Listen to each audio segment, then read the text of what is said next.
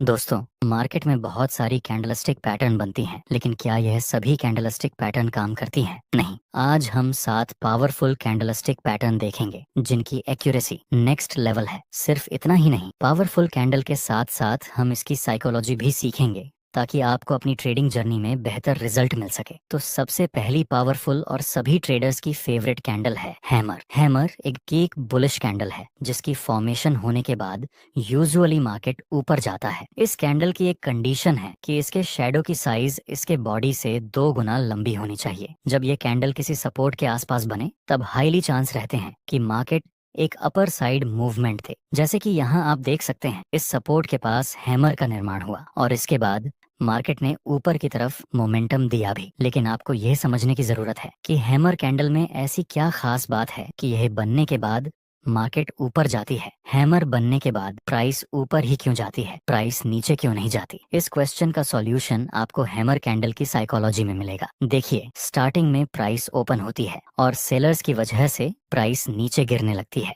पर किसी important support के पास बायर्स एक्टिव होते हैं और प्राइस को ऊपर की तरफ पुश करते हैं। एंड में प्राइस जहां ओपन हुई थी, उसके भी ऊपर बायर्स प्राइस को क्लोज करवाने में कामयाब रहते हैं। शुरुआत में सेलर्स ने पूरी कोशिश की थी प्राइस को नीचे गिराने की, लेकिन एंड में बायर्स ने पूरा कंट्रोल लेकर अपना डोमिनेंस दिखाया, जिसके बाद हमें हैमर कैंडल जैसी फॉर्मेशन मिलती है। इस कैंडल में अभी बायर्स का डोमिनेंस है। जब दूसरी कैंडल भी इस हैमर के हाई के ऊपर क्लोज हो जाए, तब हम कंफर्म हो जाते हैं कि अब प्राइस यहाँ से एक अपर साइड मूवमेंट दे सकती है, क्योंकि यह दोनों ही कैंडल में बायर्स का डोमिनेंस है। अब दूसरी इंपॉर्टेंट कैंडल देखते हैं, जो कि सेलर्स की पसंदीदा कैंडल में से एक है। वह है शूटिंग स्टार। शूटिंग स्टार एक भी बेयरिश कैंडल है, जिसकी फॉर्मेशन होने के बाद यूजुअली प्राइस नीचे गिरती है। इसकी भी एक कंडीशन है कि इसके शैडो की लंबाई इसके बॉडी से मिनिमम 2 गुना ज्यादा होना चाहिए। जब यह कैंडल किसी रेजिस्टेंस के आसपास बने, तो हाईली चांस रहेंगे कि प्राइस नीचे गिरे। जैसे आप देख सकते हैं, यहाँ मार्केट पहले अपर ट्रेंड में मूव कर रहा था, फिर हमें एक पुल बैक देखने को मिला और इस रेजिस्टेंस के पास हमें एक शूटिंग स्टार की फॉर्मेशन मिली। अब संभावना है कि यहाँ से फिर से प्राइस में एक गिरावट देखने को मिले। लास्ट में हमें सेलिंग प्रेशर मिला भी। अब इस कैंडल की साइकोलॉजी समझते हैं। स्टार्टिंग में प्राइस ओपन होती है और बायर्स प्राइस को ऊपर पुश करते हैं, पर किसी इंपॉर्टेंट रेजिस्टेंस के पास सेलर्स एक्टिव हो जाते हैं और वे प्राइस को नीचे धकेलने लगते हैं। कैंडल की शुरुआत में बायर्स ने पूरी कोशिश की थी प्राइस को ऊपर ले जाने की, लेकिन वे सब लोग असफल रहे और अंत में सेलर्स ने पूरा पावर दिखाकर प्राइस को नीचे की तरफ पुश कर दिया। इस कैंडल में सेलर्स का पावर दिख रहा है, इसलिए हम बोल सकते हैं कि अगर दूसरी कंफर्मेशन कैंडल इस शूटिंग स्टार के लो के नीचे क्लोज हो जाए, तब हम सेल में एंट्री कर सकते हैं, क्योंकि यहाँ दोनों कैंडल में ही सेलर्स का प्रेशर है। अब हैमर और शूटिंग स्टार के बाद तीसरी पावरफुल कैंडल देखते हैं। वह है three white soldier. Three white soldier एक बुलिश पैटर्न है, जिसमें 3 कैंडल का कॉम्बिनेशन होता है। थ्री वाइट सोल्जर की कंडीशन है कि यह तीनों कैंडल की बॉडी ज्यादा होनी चाहिए और शैडो मिनिमम, जिसमें हर एक कैंडल की क्लोजिंग प्राइस पिछली कैंडल के हाई से ऊपर होनी चाहिए और तीनों कैंडल का कलर ग्रीन होना चाहिए। जब यह कैंडलस्टिक पैटर्न किसी सपोर्ट के आसपास बने, तब इसकी एक्यूरेसी नेक्स्ट लेवल तक पहुंच जाती है। दोस्तों, क्या आप इसको three white soldier pattern consider कर सकते हैं? नहीं, इसको हम थ्री वाइट सोल्जर कंसीडर नहीं कर सकते, क्योंकि इसमें दूसरी वाली कैंडल की क्लोजिंग प्राइस इस फर्स्ट वाली कैंडल के हाई से नीचे है, इसलिए हम इसको थ्री वाइट सोल्जर पैटर्न नहीं बोल सकते। अब थ्री वाइट सोल्जर की साइकोलॉजी समझते हैं। पहली कैंडल बनती है और बायर्स का फुल पावर होने की वजह से प्राइस ऊपर ही क्लोज हो जाती है। दूसरी कैंडल ओपन होती है और इसमें भी बायर्स अपना डोमिनेंस दिखाकर प्राइस को ऊपर पुश करने लगते हैं। दूसरी कैंडल भी ऊपर ही क्लोज हो जाती है। आखिर में तीसरी कैंडल भी ओपन होने के साथ बायर्स फिर से एक्टिव हो जाते हैं और एक बार फिर से प्राइस को ऊपर पुश करते हैं और प्राइस ऊपर ही क्लोज हो जाती है। यह तीनों कैंडल में बायर्स का फुल पोटेंशियल है, इसलिए थ्री वाइट सोल्जर की एक्यूरेसी ज्यादा है। चलिए इसको एक एग्जाम्पल के साथ समझते हैं। यहाँ शुरुआत में प्राइस नीचे आता है, उसके बाद फिर से ऊपर चला गया। जहां से मार्केट ने ऊपर की डायरेक्शन में मूव किया था, वह एरिया हमारे लिए सपोर्ट का काम करेगा। नेक्स्ट हम देखें तो प्राइस इसी सपोर्ट के पास 3 वाइट सोल्जर की फॉर्मेशन बनाता है, जो कि हाईली एक्यूरेट कैंडलस्टिक पैटर्न में से एक है। तो अब हम बाय में एंट्री कर सकते हैं, जिसमें स्टॉप लॉस इस 3 फाइट सोल्जर के लो से थोड़ा नीचे रखेंगे और प्रॉफिट टारगेट के लिए हम इस नजदीकी रेजिस्टेंस का यूज करेंगे। आगे हमारा प्रॉफिट टारगेट भी कंप्लीट हो चुका है। दोस्तों, आपके लिए एक क्वेश्चन है कि हैमर की एक्यूरेसी ज्यादा है या फिर 3 फाइट सोल्जर की? वीडियो को पॉज करें और आंसर अपने दिमाग में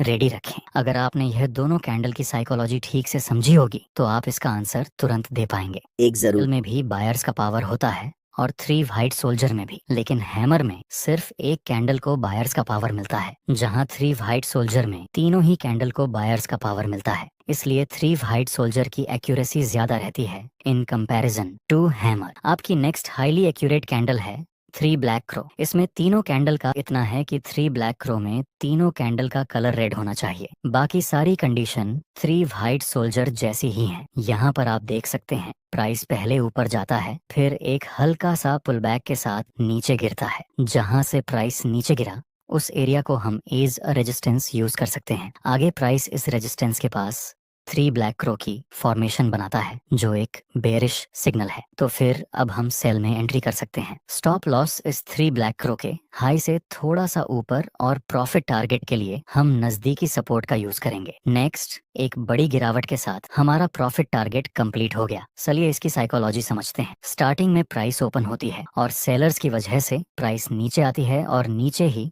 प्राइस क्लोज हो जाती है। दूसरी कैंडल में भी सेलर्स की एक्टिविटी ज्यादा होने की वजह से प्राइस ओपन होकर नीचे क्लोज हो जाती है और थर्ड कैंडल में सेलर्स का पावर ज्यादा होने की वजह से प्राइस ओपन होकर नीचे क्लोज हो जाती है। यह तीनों ही कैंडल में सेलर्स सेल करने में ज्यादा इंटरेस्टेड हैं, इसलिए यहाँ संभावना है कि आगे भी प्राइस नीचे गिर सकती है। दोस्तों, इस वीडियो में हमने ट्रेडिंग के बहुत सारे न्यू कॉन्सेप्ट ऐड किए हैं, जिससे कि आपकी ट्रेडिंग जर्नी सिंपल हो जाए। वीडियो बनाने में हमारी पूरी टीम की बहुत ज्यादा मेहनत लगी है। अगर आप हमें सपोर्ट करना चाहते हैं तो एक लाइक जरूर कर देना। आपकी नेक्स्ट कैंडल है बुलिश एंगल्फिंग। ये कैंडलस्टिक पैटर्न 2 कैंडल के कॉम्बिनेशन से बनती है, जिसमें पहले वाली कैंडल का कलर रेड होना चाहिए और दूसरी बड़ी कैंडल का कलर ग्रीन होना चाहिए। यह बुलिश कैंडल है तो यह किसी सपोर्ट के आसपास बननी चाहिए। इसकी एक और कंडीशन है कि यह फर्स्ट वाली कैंडल का हाई एंड लो पूरी तरह से दूसरी वाली ग्रीन कैंडल के अंदर होना चाहिए। यहाँ पर आप देख सकते हैं इस इम्पोर्टेंट सपोर्ट के पास